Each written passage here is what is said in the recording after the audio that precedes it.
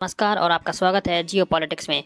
तो recently Israel ने अपने देश में एक बहुत ही कंट्रोवर्शियल लॉ पास कर दिया है, जिस लॉ के अकॉर्डिंग इसराइल चाहे तो अपने देश में रह रहे अरब व्यक्ति की नागरिकता छीन सकता है। जी हाँ, उस व्यक्ति की नागरिकता छीन सकता है जिस व्यक्ति ने फिलिस्तीनियन अथॉरिटी से फाइनेंशियल एड ली हो या तो वो व्यक्ति टेरर एक्टिविटी में इन्वॉल्व हो। ना सबसे पहले यहाँ पर आपका बेसिक क्वेश्चन आएगा कि इसराइल में भी अरब लोग रहते हैं क्या? तो हमने तो सुना है कि ये अरब लोग मोस्टली सऊदी अरेबिया, यूएई जैसे देशों में रहते हैं।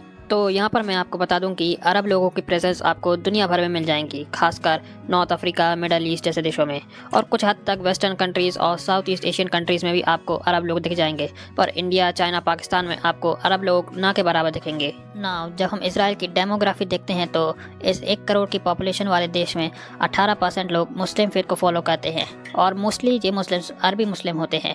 जी हाँ, इसराइल में 18 लाख लोग मुस्लिम फेथ को फॉलो करते हैं, जो कि वहाँ की सेकंड लार्जेस्ट मेजॉरिटी है।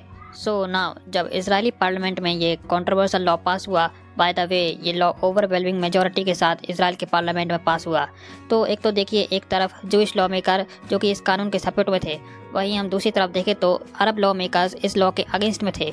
और सिंस जो लोग इस लॉ के सपोर्ट में थे, इस लॉ के फेवर में थे, उनका मानना था कि जो अरब लोग हैं वे इसराइल जो देश है उसके साथ गद्दारी कर रहे हैं, बिट्रेट कर रहे हैं, जिसके लिए ये कानून ज़रूरी है। बट वहीं हम दूसरी तरफ देखें तो जो लोग इस लॉ के अगेंस्ट में हैं, उनका मानना है कि ये लॉ सिर्फ़ और सिर्फ फ़िलिस्तीन या तो आप कह लो अरब लोगों को टारगेट करने के लिए बनाया गया है। इनका तर्क है कि अगर कोई अरब व्यक्ति टेरर एक्टिविटीज़ में इन्वॉल्व हो तो उस व्यक्ति की नागरिकता छीन ली जाएगी इस लॉ के अकॉर्डिंग।